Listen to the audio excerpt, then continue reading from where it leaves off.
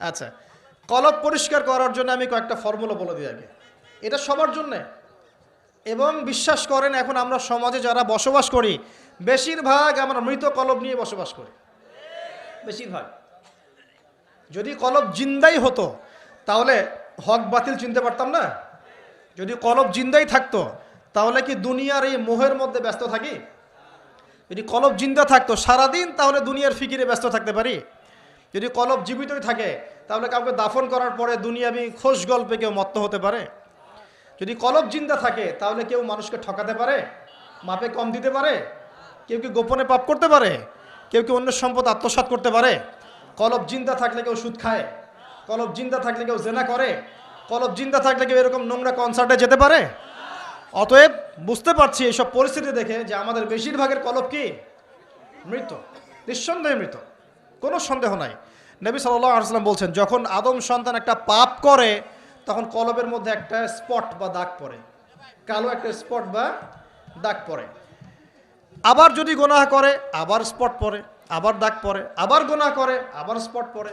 গোনার উপর গোনা করতে থাকে পুরো কলবটা কালো কুচকুচে কুৎসিত হয়ে যায়, দুর্গন্ধযুক্ত। অনেস্টলি বলেন তো দেখি, অনেস্টলি বলেন যে আমাদের কলবগুলো এখন এরকম না? আমরা কন্টিনিউয়াসলি পাপ করি না?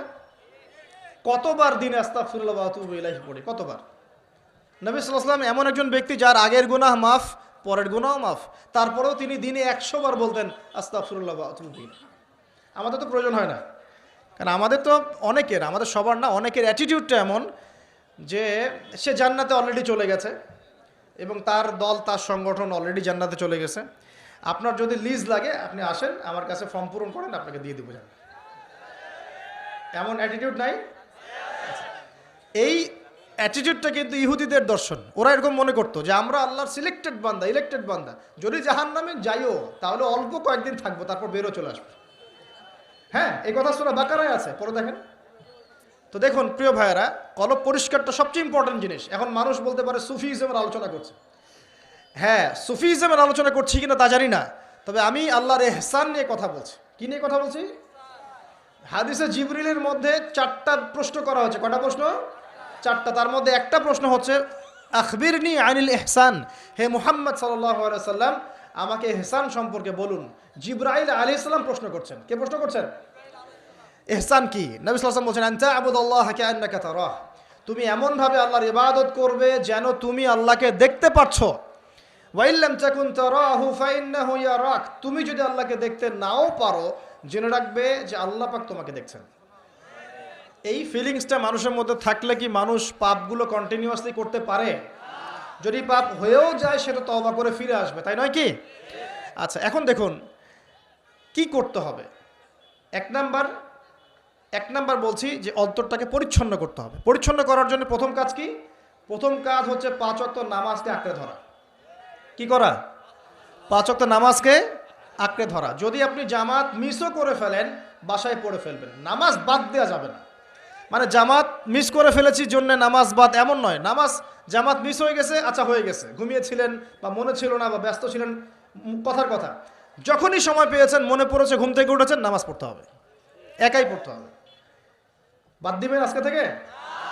বরং আমরা চেষ্টা করব ইনশাআল্লাহ জীবনে যে নামাজগুলো কাজা হয়ে গেছে সেগুলো যেন হিসেব করে আদায় করে দেয়া সম্ভব হয়, এটাও চেষ্টা করা উচিত। আল্লাহ পাক তৌফিক দান করুন। এক নম্বর নসিহত, নামাজ ছাড়া যাবে না। কারণ একটা হাদিস যথেষ্ট। নবী সাল্লাল্লাহু আলাইহি ওয়াসাল্লাম বলেছেন যে মান তারাকা সালাতাম মুতাআম্মিদান ফাকাদ কাফারা, যে ব্যক্তি ইচ্ছাকৃতভাবে নামাজকে ছেড়ে দিল সে ব্যক্তি যেন কুফরি করলো। কি করলো? কুফরি করলো। মুয়াজ বিন জাবাল রাদিয়াল্লাহু আনহুর হাদিসে এসেছে নবী সাল্লাল্লাহু আলাইহি ওয়াসাল্লাম বলেছেন মান তারাকা সালাতাম মুতাআম্মিদান ফাকাদ বারিআত মিন জিম্মাতিল্লাহ, যে ব্যক্তি ইচ্ছাকৃতভাবে তার উপর অর্পিত ফরজ নামাজ ত্যাগ করলো সে ব্যক্তি আল্লাহ পাকের জিম্মেদারি থেকে মুক্ত হয়ে গেল, তার উপর আল্লাহর কোনো জিম্মেদারি নাই। প্রথম নসিহত, যদি অন্তর পরিচ্ছন্ন করতে চাই নামাজ। মনে থাকবে ইনশাআল্লাহ। আল্লাহ আমাকে তৌফিক দান করুন, আপনাদের সবাইকে তৌফিক দান করুন। 2 নম্বর, বেশি বেশি কোরআন তেলাওয়াত। বেশি বেশি কি? কোরআন তেলাওয়াত। কোরআন তেলাওয়াতের কোনো বিকল্প নেই। কিছু শিখেন। 1 নম্বর সূরা ফাতিহা, 2 নম্বর সূরা ফালাক নাস ইখলাস 3 বার করে সকাল সন্ধ্যা।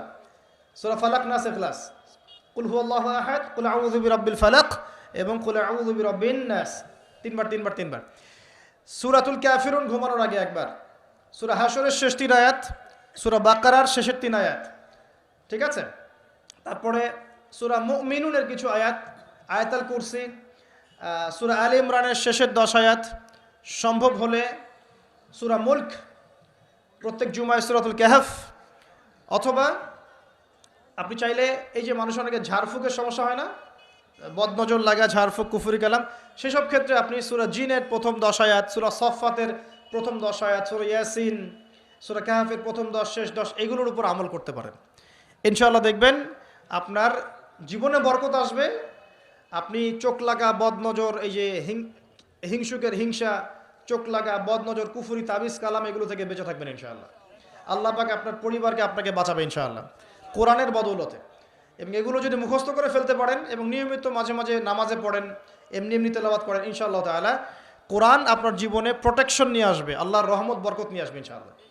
এবং কোরআনের মধ্যে কি আছে? শেফা, আরোগ্য আছে। ওয়া নুনাজ্জিলু মিনাল কোরআন মা হুয়া শিফাউ ওয়া রাহমাতুল লিল মুমিনিন। আল্লাহ পাক বলছেন আমি কোরআন নাজিল করেছি, এর মধ্যেই মুমিনদের জন্য শিফা আছে, শিফা আরোগ্য আছে এবং আল্লাহর রহমত, দয়া আছে। আমরা আরোগ্য চাই না? আল্লাহর দয়া চাই না? আর এই আরোগ্য শুধু দৈহিক রোগের আরোগ্য নয়, কলবের রোগের আরোগ্য। তো কোরআন তেলাওয়াতকে বাড়িয়ে দেওয়ার চেষ্টা করেন, আল্লাহ পাক তৌফিক দান করুন। আর যদি পসিবল হয়, আল্লাহ পাক যদি আরো ফুরসত দেন, তৌফিক দেন, প্রত্যেক দিন 1 ঘন্টা করে 1 পারা কোরআন তেলাওয়াত করবেন, পারবেন ইনশাআল্লাহ? আল্লাহ আমাদের সবাইকে তৌফিক দান করুন, আমিন। এরপর কি? বেশি বেশি আল্লাহর জিকির। 1 নাম্বার কি বলেছি? সালাত। 2 নাম্বার কোরআন তেলাওয়াত। 3 নাম্বার হচ্ছে আল্লাহর জিকির। বেশি বেশি আল্লাহর জিকির। আল্লাহর জিকির মানে শুধু আল্লাহ আল্লাহ এটাকে বোঝাচ্ছি না আমি। আল্লাহর জিকির মানে আপনি সবসময় ফিল করবেন, আল্লাহকে স্মরণ করবেন যে আল্লাহ পাক আপনাকে দেখছেন, আপনি আল্লাহর ইবাদত করছেন, আল্লাহ আপনাকে দেখছেন। আপনি আল্লাহকে দেখতে না পারলেও আল্লাহ আপনাকে দেখছেন, আল্লাহ আপনার কথা শুনছেন, আল্লাহ হাজির নাজির, এটা আপনি ফিল করবেন।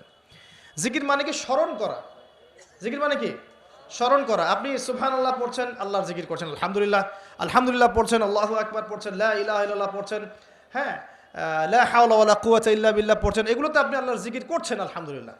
এখন ব্যবসা করতে গিয়েছেন, এই যে মাপের দাড়িপাল্লা উঠালেন, এই যে মাপে কম দিচ্ছেন, এখন কি আল্লাহ আপনাকে দেখছেন না?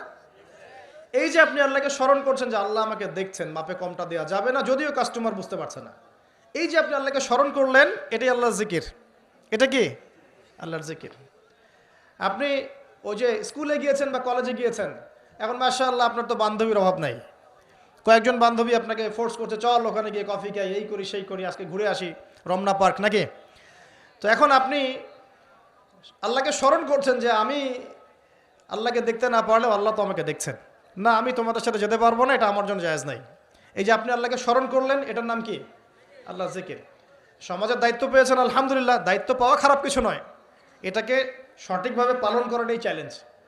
দায়িত্ব পাওয়া খারাপ কিছু নয়, দায়িত্বটাকে সঠিকভাবে পালন করাটা চ্যালেঞ্জ। দায়িত্ব পালন করতে গিয়ে আপনি ন্যায় বিচার করছেন, যখন দেখছেন যে এমন একটা বিচার সামনে চলে আসছে যে এখানে তো সমস্যা, এখানে ন্যায় বিচার করলে আমাকে হয়তো কিছু প্রতিবন্ধকতার শিকার হতে পারে, আর যদি অন্যায় করি তাহলে দুনিয়ার স্বার্থ আছে। এখন আপনি যদি অন্যায়টাকে বেছে নেন, আপনি আল্লাহর জিকির করেন নাই। যদি তখন আপনি ন্যায়টাকে বেছে নেন, আপনি তখন আল্লাহর জিকির করেছেন। আল্লাহর জিকির শুধুমাত্র সুবহানাল্লাহ, আলহামদুলিল্লাহ, তাসবিহ, তাহলিলা নয়, সমাজে চলতে ফিরতে উঠতে বসতে সবখানে আল্লাহর জিকির আছে। আল্লাহর স্মরণ, আল্লাহকে স্মরণ কর, আল্লাহ পাক তৌফিক দান করুন, আমিন। তো জিকির বাড়িয়ে দেই। 4 নাম্বার কি? 4 নাম্বার হচ্ছে জ্ঞান অর্জন। মানে বেশি বেশি কোরআন সুন্নাহর জ্ঞান অর্জন করেন, আল্লাহর নূর মারিফত পাওয়া যাবে ইনশাআল্লাহ। 5 নাম্বার একটা বলে দেই, সেটা হলো আল্লাহওয়ালা মানুষ, যারা আল্লাহওয়ালা মানুষ, আল্লাহর এবং রাসূলের কথা বলেন, যারা মুত্তাকি, পরহেজগার এবং সৎ, এইসব মানুষদের সাথে সংস্পর্শে থাকেন, আল্লাহ পাকের নূর পাওয়া যাবে ইনশাআল্লাহ।